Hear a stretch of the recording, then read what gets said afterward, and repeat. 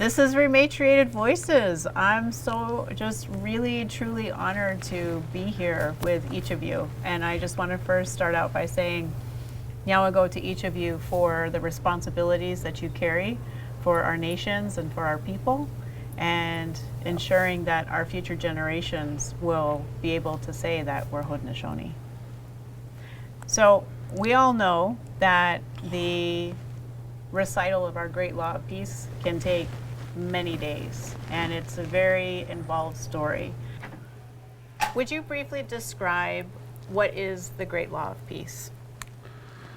The Great Law of Peace is the way that the Haudenosaunee people come to call ourselves Haudenosaunee people. Prior to that, we didn't identify ourselves as people of the Longhouse, but only identified ourselves geographically in where we were all living. So the Great Law of Peace established our traditional governance system and unified the 4 warring nations at that time, the original 5 nations, and later would be joined by our brothers, the Tuscaroras.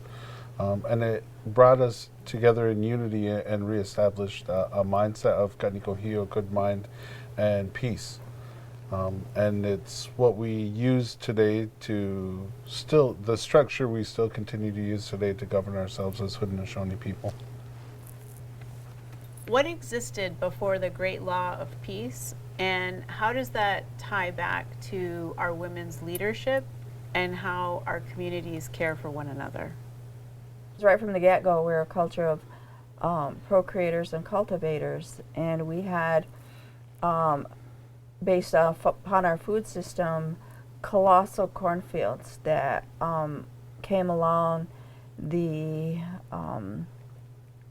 Mohawk Valley all the way down to the Susquehanna, and at the lead of each of those colossal cornfields were corn mothers, and they determined the wealth and they the national economy, and they ensured that everybody got their equal share of food. However, when the war and the bloodletting started, it was mayhem, and they couldn't conduct their communities to have abundance and to have food. So back to my point is that when the peacemaker did come and he approached the worst people in the East, on his route he came across a woman who was very vital to the continuation of war, and he presented his message.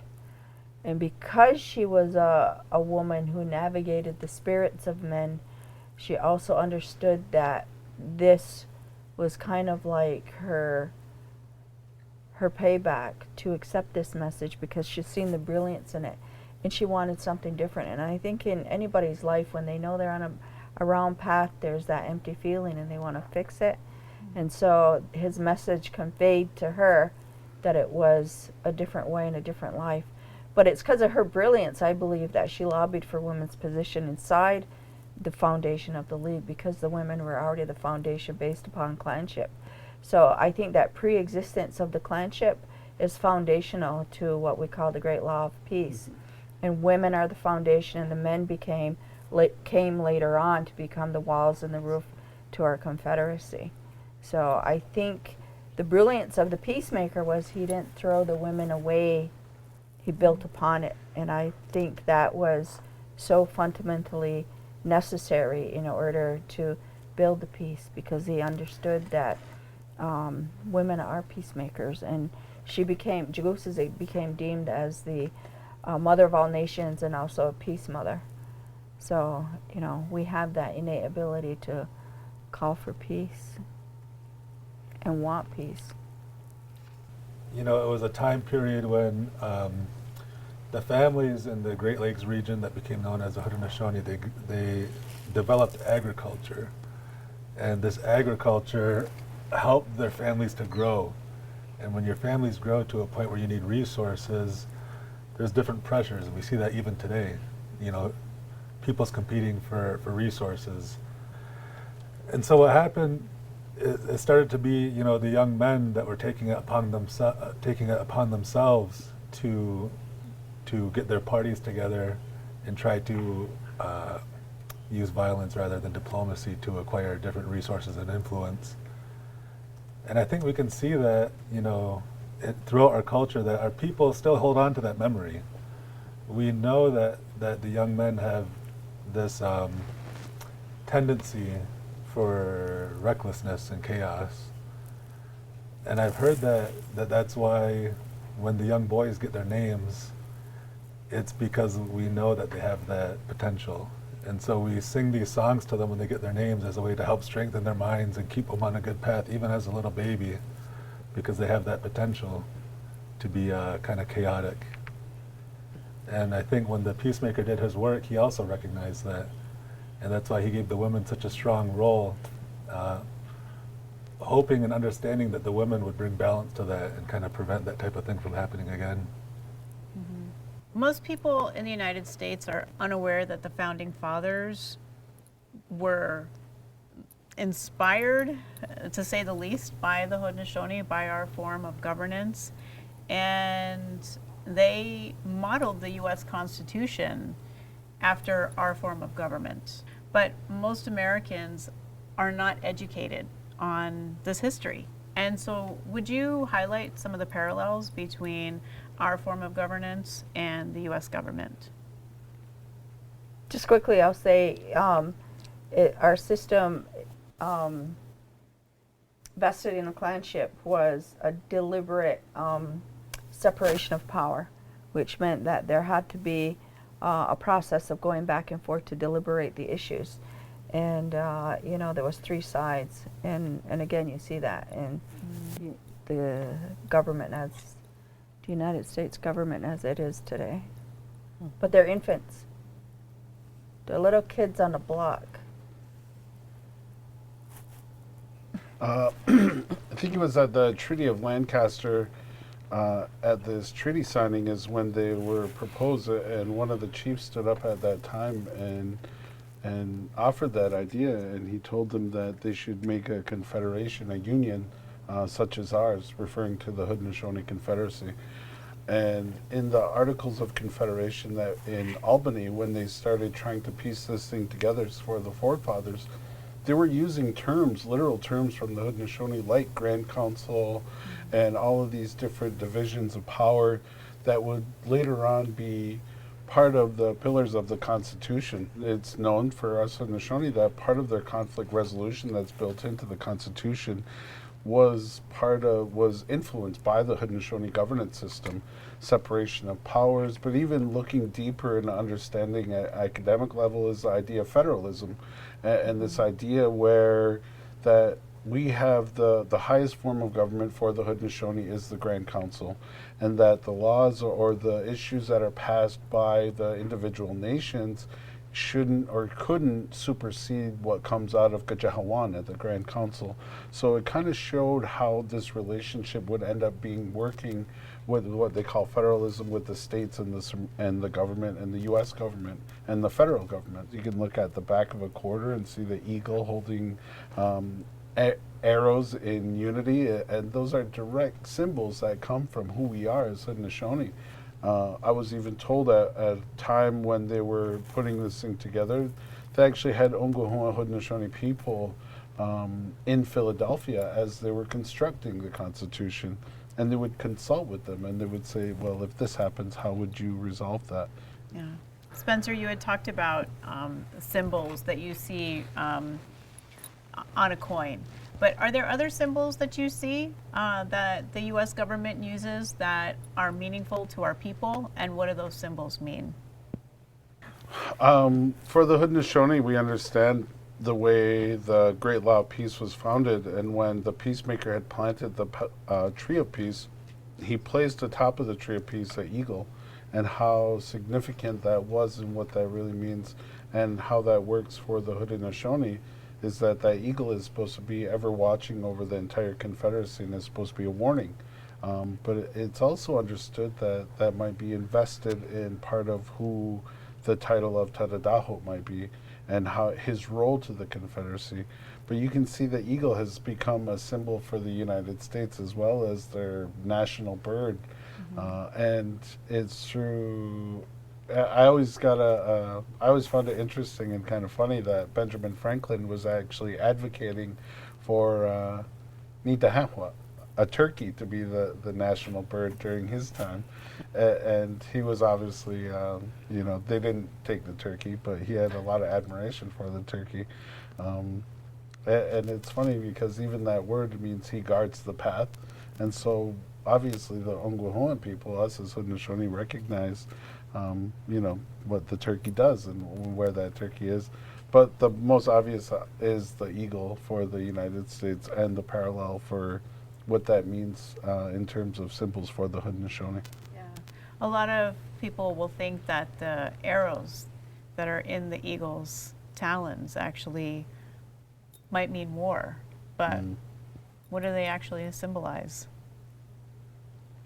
Well, in the story of the coming together, in the unification of the Great League, the peacemaker held up one arrow, and he used it as a metaphor to see if there's only one nation,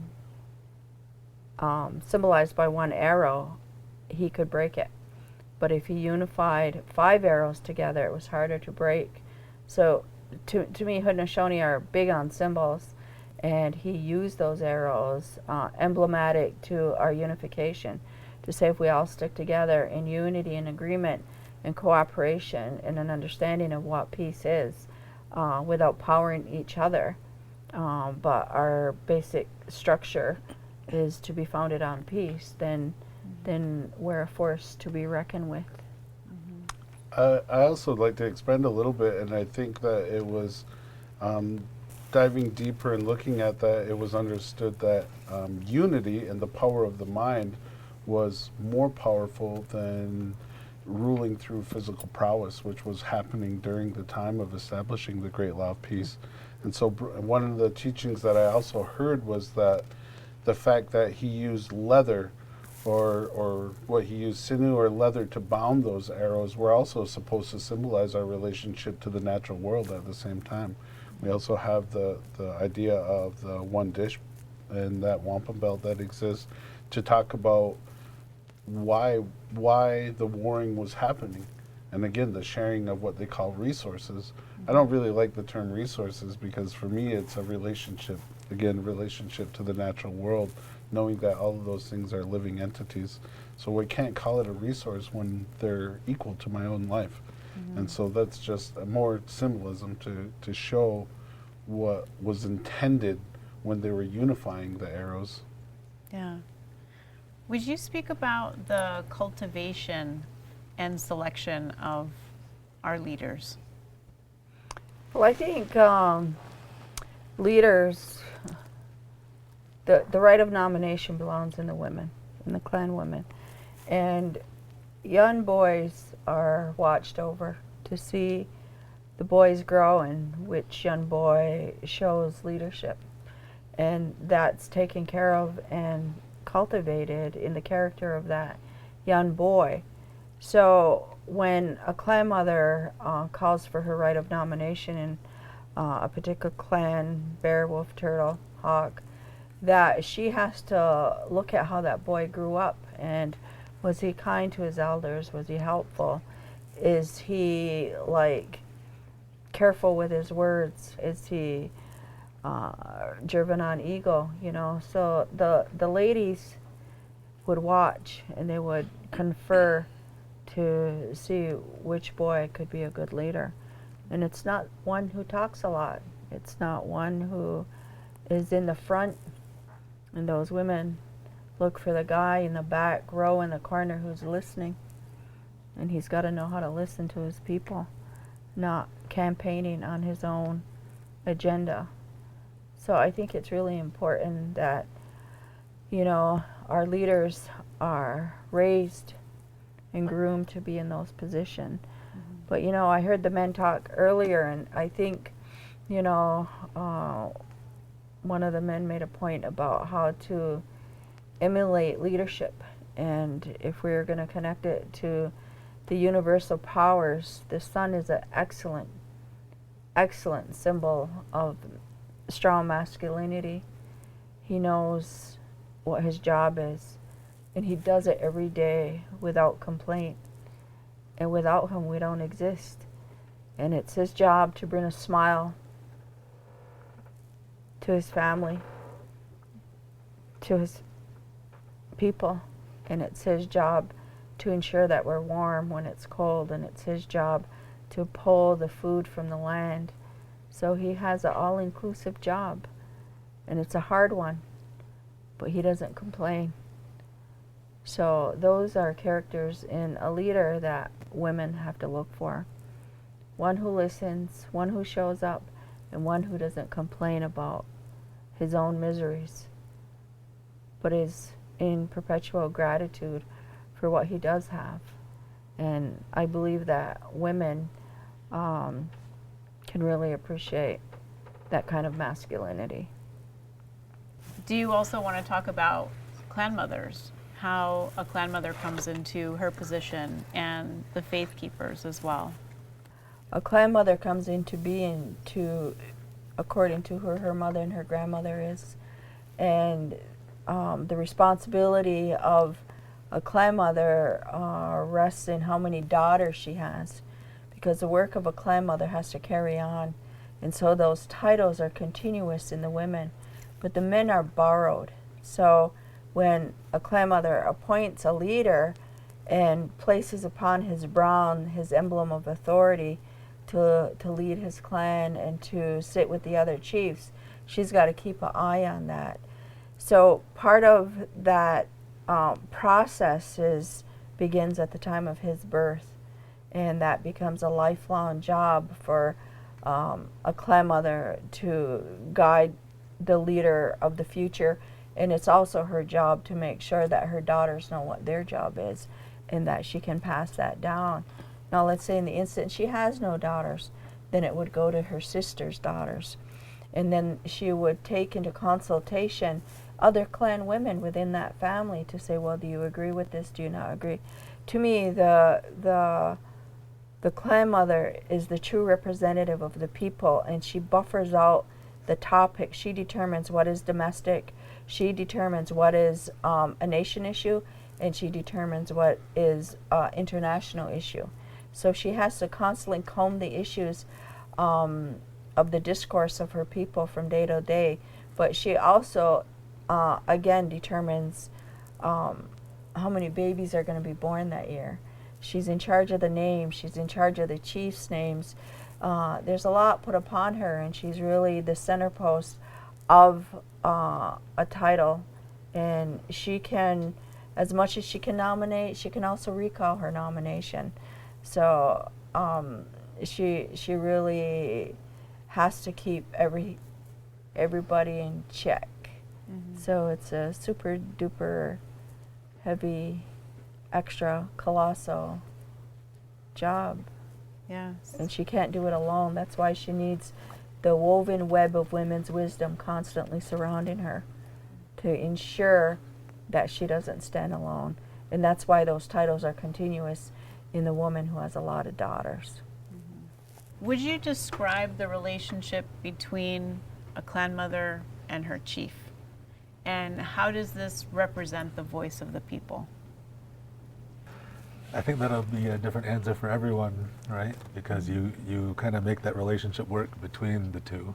So, I can only speak for myself and my experience and the way that my clan mother and I have gone about business.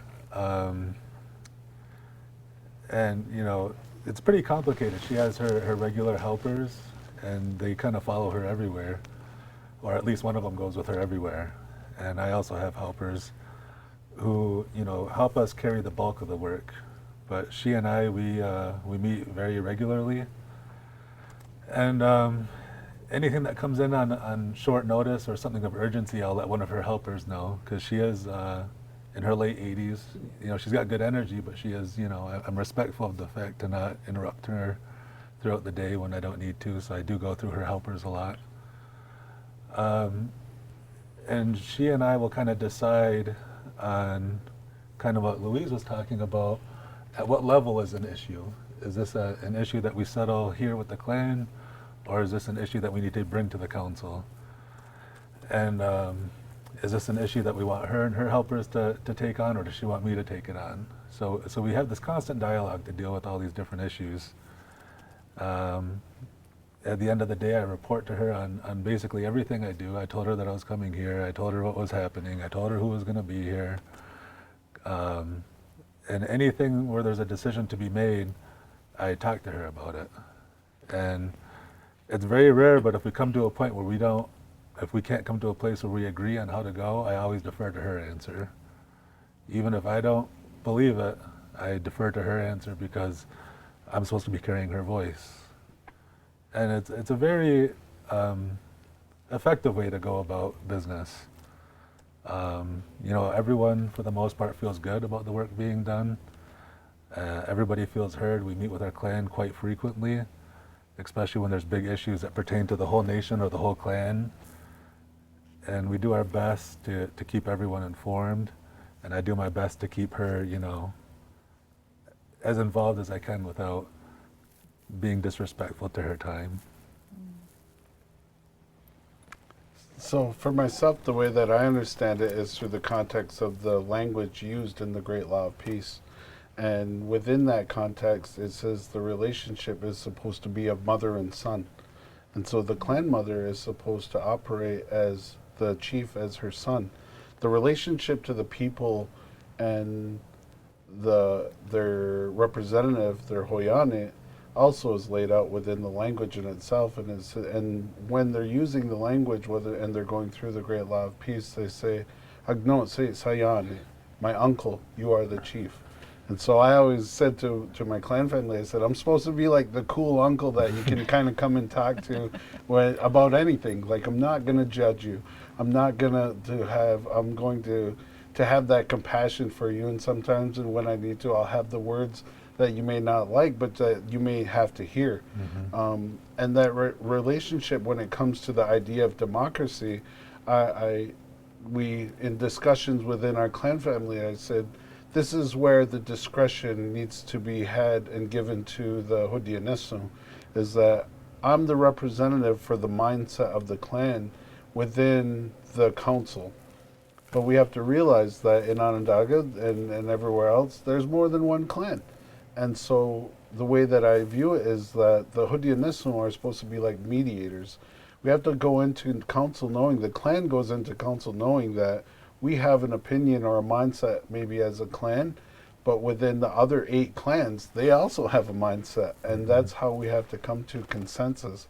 Even the idea of consensus might get misconstrued in the way that I understand consensus and the way others understand consensus. It would be a really long process to get 100% agreement, and for people to just see eye to eye and say yes about everything. My understanding about consensus isn't 100% agreement, but 100% understanding. And we also have this aspect, what we call the protocol or mandate to peace. Because in the language we say, we can never pull apart our minds or separate our minds.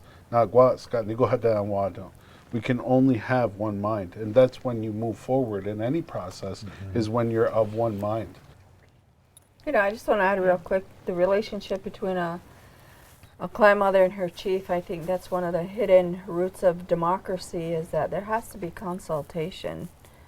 And I know in Grand Council, my own chief, if they're stuck on an issue, he'll get up and he'll walk to the women's side of the house and he'll say, what do you think about this issue? You don't see that too often, but our Mohawk chiefs do that because they know if they don't consult with us, they'll be hell to pay when they get home. No, but on a serious note, like, to me, that's just a gesture of decency to include the women, especially if a decision's being deliberated or being made that's going to affect them. And sometimes women just have a different perspective on issues and matters that ain't like a man. And so to me, that's the integrity of the chief, to get up and come over and ask the women, well, what do you think about this? And it was written in history where General Proctor, who was a general under Washington's command, who was meeting with the Six Nation chiefs somewhere near Albany, and he came over a hill, and he seen all the Six Nations chiefs sitting around a tree, and there was a woman sitting next to each one of them, and in his Eurocentric mind thought that was a spectacle, because he could not comprehend in his own ways how a woman could even have a political thought.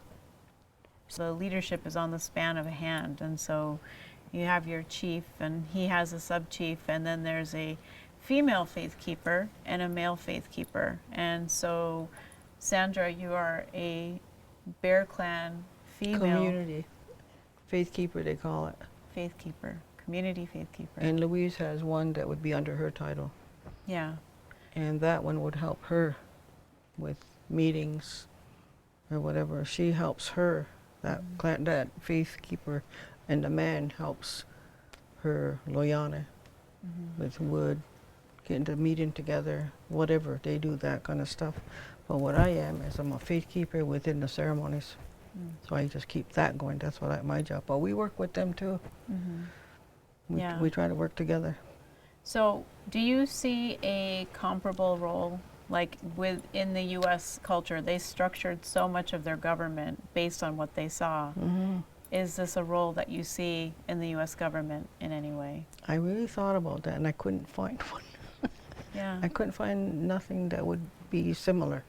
So, how do you think that that might be a detriment to, say, the U.S. government in the fact that they didn't include the role of a clan mother, they didn't include this role of faith keepers? Those were taken out, right? And the U.S. Constitution was really created for white land-owning men, right? So, what if they missed out on? A lot. Because we live in harmony. And I don't know how they do it when they don't include women. You know, like I don't understand it. Because the women is the foundation of families. And the families are what brings all the people here. You know, that's how we're here. And they didn't think it was important. But our ways, we're all connected, and everybody's connected. They have different titles or jobs or whatever, but we're all interconnected. That's why it's so hard to bring up one issue, because it's all connected. And there's a lot to it. And most of it's living it. It's like, that's what it is. Nowadays it's like, can you live it? And I can see we're trying to live it by bringing back our seeds, bringing back our songs, which we almost lost. And that's what our job it is, faith keepers, to keep it going, to bring that teachings back, but to live it. Because it doesn't mean nothing if you're not doing it. And I see we're trying to do it by what we're doing here. People are going to see this. They're going to say, maybe that's what's going to wake them up. Because it's what he said. He says, everybody's got responsibility. We do. And that's what's not functioning, is the people's responsibility. They don't know their responsibility. Like, we can do all the work, but we have to work hard. It was meant for people to work together. And we'll still do that, even no matter what goes on. Our people still have that in us to do that work together, help each other, even no matter how much dysfunction we have. And it wasn't our fault we have dysfunction, but we got to deal with that every day. And it's still ongoing. It's hard to address that because people have so much hurt. So we can't get to the real things because it's all emotional. And it's not our fault. We are awesome. That we can pull together like this and still do all this stuff. And we still have this land. We still have this air, the water. I mean, that's so awesome.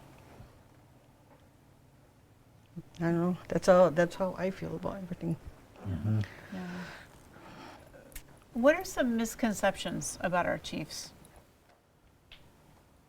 That they're higher than the people. Absolutely. I agree with that 100%. This idea of hierarchy, or again, like what I had mentioned, the idea of authority over people, even the term chief implies that there is a hierarchy and there are people below a chief, and that the chief's going to point and do. And it's really simple, and I feel like Ongohoa in general and a lot of our teachings, we were very practical. We're a very practical people. And I always think to myself in my own work, in my own community, is that authority or delegation of powers only works when you're working too. And so you have to not be afraid to go and be in the field with the people, or be in the grind with the people, or bring them along with them too. Bring them along with you so they can see. So there's a lot of misconceptions that I feel like chiefs live above the people, or are above, or put on a pedestal, and maybe that's happened in instances, but was never the intention when the peacemaker brought this thing together. Yeah. Well, I agree with everything that they had said. The only thing I'll add, it's kind of from a different perspective, is there's this misconception I see sometimes where people think that there's like a perfect way to be a chief or a perfect way to be a clan mother, and it's pretty upsetting, especially when they're kind of ridiculing our leaders of the past, you know, because we don't know the pressures that they had faced at that time, and we know that it was worse than it is now, and we don't know what their circumstance was. But what I do know is, and what I hope is, that whatever their circumstance was, that they did their best with what they knew and what they had at the time. There was, a long period of time where our very existence was in question. And when chiefs are raised, they're given specific instructions, and the number one instruction is to look towards the future, right? Our vision is supposed to pierce deep within the earth, meaning, those future generations are also included in our thinking. And so I think about that, because those chiefs at that time and those clan mothers during a time of great uncertainty, they did their best hoping that their people would have a future. And here we all are today, and we still have our nations, and we still have our languages. We still have our ceremonies, we still have our clans. And so they did a lot of really good work in a hard time to make sure that we would still have all of these things. Mm-hmm. What are the reasons a chief could be removed from his position? Oh, when he self-agendas, when he's not listening to the clan or the clan mother, and he's kind of like making decisions on his own, and he is trying to make deals or agreements without the full consent of his clan, or if he's not acting according to what an honorable man should be. Like, is he out of town? Is he with other women? Is he respecting his wife and his family? There's multiple reasons. If he commits murder, if he commits rape, if he steals, I think those are some of the infractions for the removal of a chief. But, or a loyane. I hate to use the word chief too, because it implies that he's above others. But, to remove a chief, some of the laws are clear what the infractions are, and then others can get skewed up in rhetoric and, what is the law, back and forth. But to me, if he doesn't have decency and respect for the people he's representing, then, you need to remove him. Yeah, and it's the clan mother, right? His clan mother who has the right to remove him. That's right. Yeah. Who calls for war? Who calls for peace, and why? Well, what I heard, and I don't want to be the one answering here all the time, so I'm going silent on some of this, is that because the women have to make the moccasins of the warriors to go to war, it is up to them, and they got to prepare their food, it is up to them to decide whether they're going to make those moccasins or not. And that the mother will also decide, do I want to give the life of my son to a war where he might not come back? So it rests with the women because she's got to carry the grief if he dies in that war. Even in the Oneidas in the Battle of Oriskany, it was the women who made the decision to fight on the American side because they believed that their loyalty, the loyalty of the United States would ever protect the Oneidas. And they got betrayed, and the women got betrayed. But, you know, it's the women who will really carry the grief and who will suffer the pain of loss if our men die at war. When new leaders are installed, why is it called a condolence? And what does grief and loss have to do with installing our new leaders?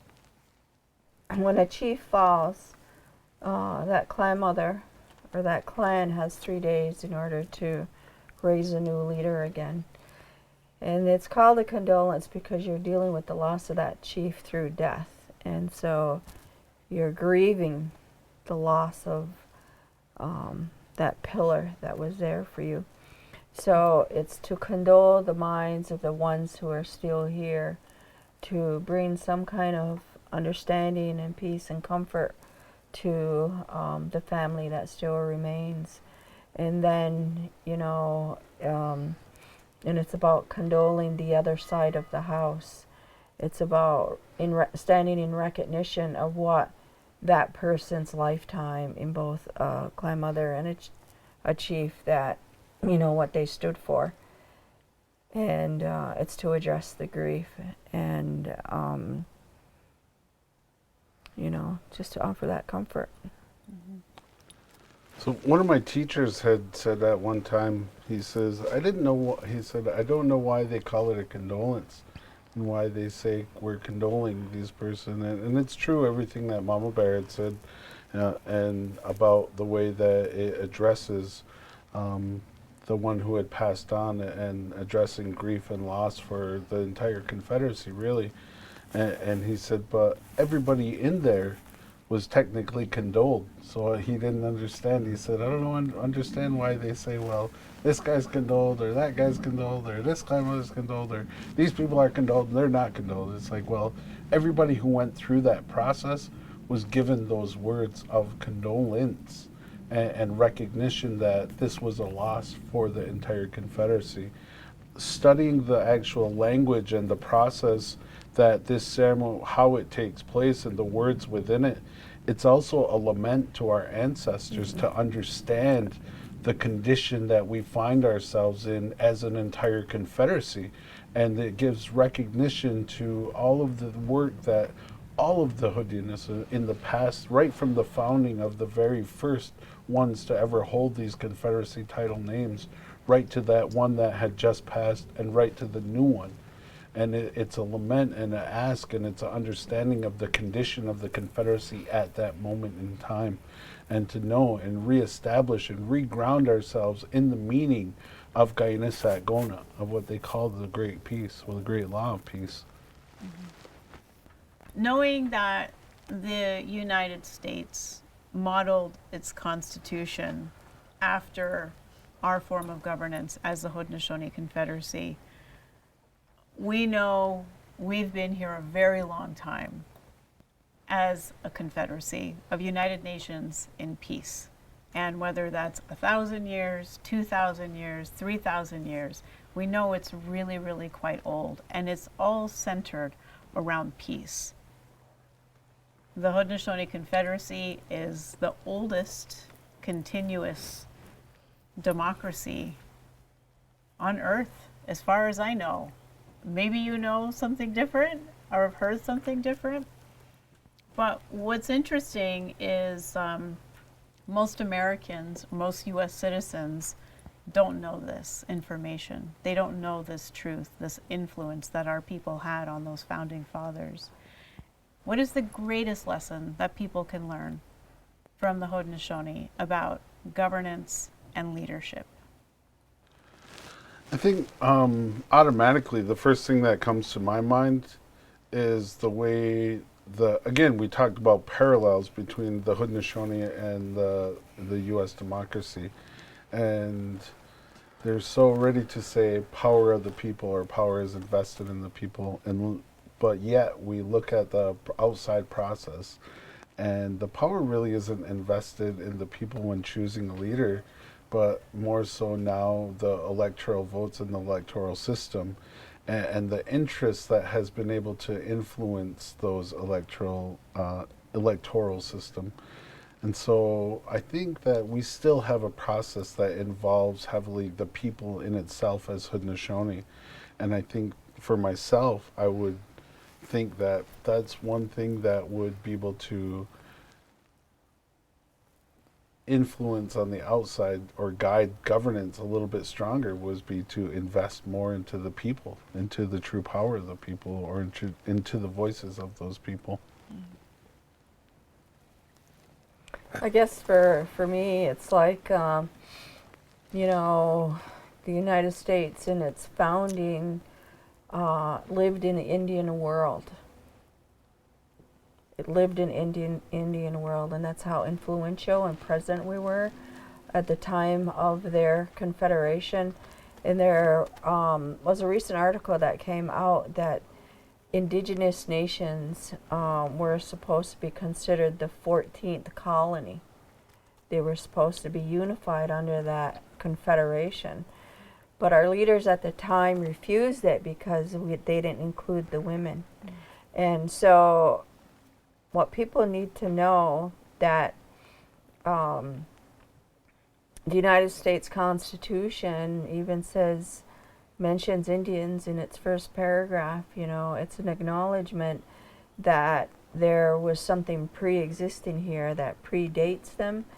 And, to bring it home in a way is to have them know that as much as they copied our system, they also then follow it to a T, and that they themselves left out the mother. So they're a motherless country because the founding fathers failed to acknowledge the true power of the land. And I think that falsehood needs to be unearthed, and to have them understand there was founding mothers here, and that women were very integral and a very big part of all of that union making. And as a matter of fact, if you go back on the historical records, they wouldn't start a meeting between the Six Nations chiefs or any Indian nation unless there was an exchange of belts.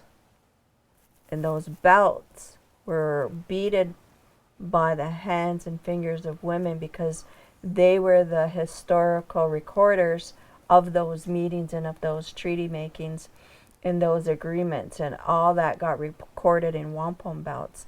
And we know that through Ben Franklin's essay, that he says, I've never seen even though we call them savages, I've never seen a more sophisticated society because they're organized, they arrive on time, and then when the old guys in front can't remember, they defer to the young guys in the back who defer to the third row, which is the women, because the women never forgot, because they wove the symbols into the belts. And so the historical record clearly shows that there was an exchange of the recording of those minutes through our wampum belts. I think it's structure, because we have a structure to it where people know where they fit, how they can help, because we include everybody. Everybody's included, and we still use that, as far as I can see. We still have the youngest to the oldest still all working together, and we still include them. Where the U.S. government or whatever, I don't see that. I see it's man run, mostly. That's all I see. I don't see no working together. I think one thing that could benefit, American society is and this is coming out of our law, right? Because our treaties are an extension of the Great Law. Well, the one dish wampum is a law that we have to share. And, you know, in what other country is there a law that you have to share with each other? And, you know, we can, you know, that's kind of a bigger discussion, you know, relating it to colonialism and colonialism and capitalism. You know, is it the same issue? Is it two sides to the same coin? They definitely go hand in hand. And we hear a lot of talk about decolonization, and I'm kind of talking to our own people now. We hear a lot of talk about decolonization and asking how can we decolonize, you know, learning language, planting. Another huge avenue for decolonization is sharing with each other. Sharing your time, sharing your energy, sharing anything that you have that could help somebody else. That's decolonizing, is sharing with each other. One of the things that we do as Haudenosaunee for any of our gatherings, for our ceremonies, we have lots of protocols, very, very organized, very structured. And one of those is the Thanksgiving address, also called the opening address. And would you explain what is the Thanksgiving address and why do we do this? The Thanksgiving address, it's a cultural protocol. Whenever we have a gathering, a ceremony, a political meeting, and what we're doing is we're first greeting and acknowledging everyone that had showed up to our gathering place. And we're offering words of greetings, but also gratitude that they made it in a safe, and they made it healthy, and that they had a good road. And from that point, we extend that greetings and acknowledgement and that gratitude to all people of the earth, understanding, as Spencer has said repeatedly, that we all have equal value. And from that point, we kind of spend our time going through the different levels of creation, starting with our Mother Earth. And we acknowledge her, and we give her gratitude that she continues her duties, recognizing that we depend on her. And we go through all these different segments of creation, the grasses, the animals, the berries, the medicines, the trees, and we keep going up into the sky, and our relatives in the sky being the moon, the stars, the sun. And we finish in the Creator's land, greeting and acknowledging his helpers, the four protectors, as well as himself, extending that same gratitude and greetings, and recognizing that we're dependent on all of these things. And I think, you know, the practical use of it, you know, in our more intimate settings, you know, it's just a reminder for us, and it's grounding us. But I think something that's really kind of significant is we also do this when we meet with political delegations from other places. People that we have work to do, and people that we might not have fully agree on things. And certainly when we meet with folks that aren't Native, we see the world and we prioritize things differently. But by doing this practice, we're starting the conversation by having already agreed on what we value most. And that being each other, our Mother the Earth, and all of the segments of creation and our place in creation. We start, before we get into any conflict or discussion, we start with acknowledging our shared humanity, and by acknowledging what we value most as people. And who's considered when you make decisions? Who's considered? Everybody. Everybody. All of creation, even the ancestors and the ones who aren't born yet. So from the past to the present to the future, from the heart of the earth to the heart of the sky, you know, we're a universal family, and we're, like what she expressed so great, is we're all connected. Yeah. We're all connected. Yeah. And what about young people? Their voice and decisions? I think they're so important. I think that's where everything seems to be going focused towards. And it's real hard because we have technology, and the young people are doing that, technology, and that's not living. That's what's hard for me, because I can't understand it. I don't know it. And I just know it doesn't feel real to me. So any chance I get, I always talk to my grandkids, my great-grandkids about this stuff. Look at the tree. Look at the ground. We still have that. We still have water. Let's go outside. Go outside. Give me your phone. Put it away. Go outside and play. I want them to connect with the earth. Run, play, have fun. You know? I understand what it's about and everything, like for everyday living, for people now. But I don't know what kind of future they're going to have, because they're not relying on, they're supposed to be taking care of the earth. That's what it was here. That's why we give the Thanksgiving, to remind us that this is still here. This is what was put here for us. And if we acknowledge all those things and we use it, that'll keep us healthy. We'll be okay, you know. So what are my grandkids learning? Just So- quickly, I want to add, because I think this is important about the youth, because it's a dream, a prophetic dream that came from our elder, Sagogonyugwas, probably a decade ago. And he said there'll come a day when the eyes of the world will be upon us, and those children will have something important to say. And they'll step as youth into the roles of our leaders, and they'll be 7 times more powerful than we have ever imagined ourselves to be. And that is our youth. You say something often that I find really beautiful, and you say that the Haudenosaunee are the pearl to the world. We're the pearl to the world.